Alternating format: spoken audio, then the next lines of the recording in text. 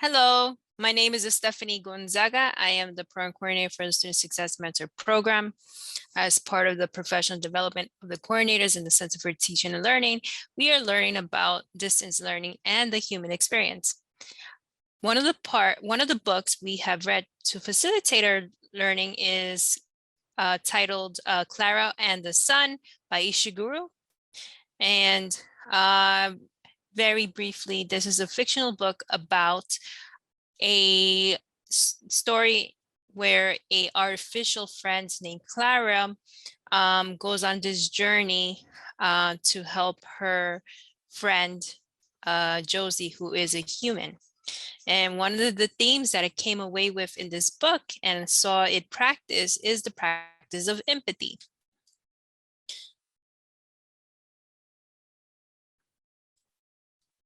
So,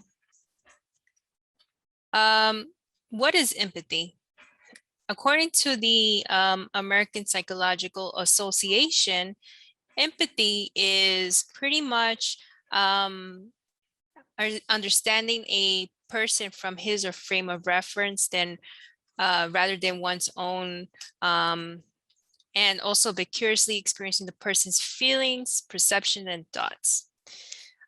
We saw during the story, there is an interaction meeting where there is a group of teens who meet at this interaction meeting, and they're all very mean to Rick and Klara. However, instead of Klara feeling bad about it, she tries to empathize with the children in this meeting and also Klara.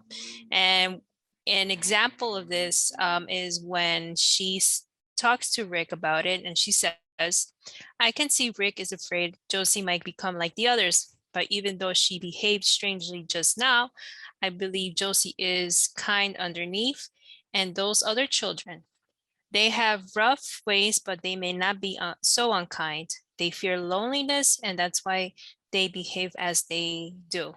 Perhaps Josie too. So as you see here, Josie is trying to empathize with, Klara is trying to empathize with Josie.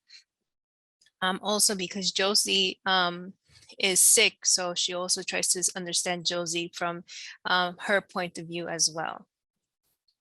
And so this is important because throughout the story, you see different other practices of empathy by Klara, who is a robot.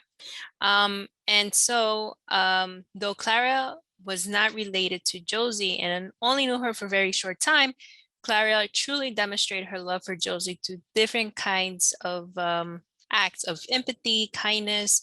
And so you saw throughout the story that even Klara, in a sense, almost sacrificed her quote unquote life for Josie.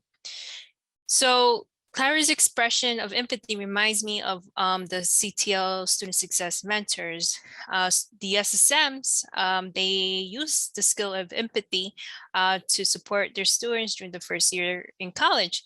Though the peer mentors don't know the students for very long, they try to create an inclusive and learning community for the new students who come from many different backgrounds, cultures, strengths, and challenges.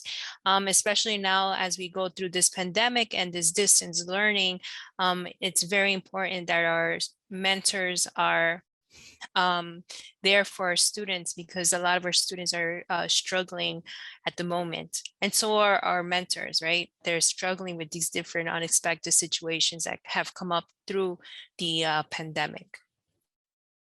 So what I would like to know more about is how can we develop the acquisition and practice of empathy to encourage authenticity and support growth and student learning in the classroom? And this is something that I really want to learn more, especially as we see that distance learning or online learning is something that it's here to stay. It's not gonna go away even after the pandemic. But how can we make sure that we are able to demonstrate empathy even through the screen, right? It's really important for our students to know and feel that they feel supported. But not only that, how through empathy can we empower our students to be more authentic, right? I think often students might feel a bit shy or feel powerless when they don't feel empathy from others, especially from authority. So people that are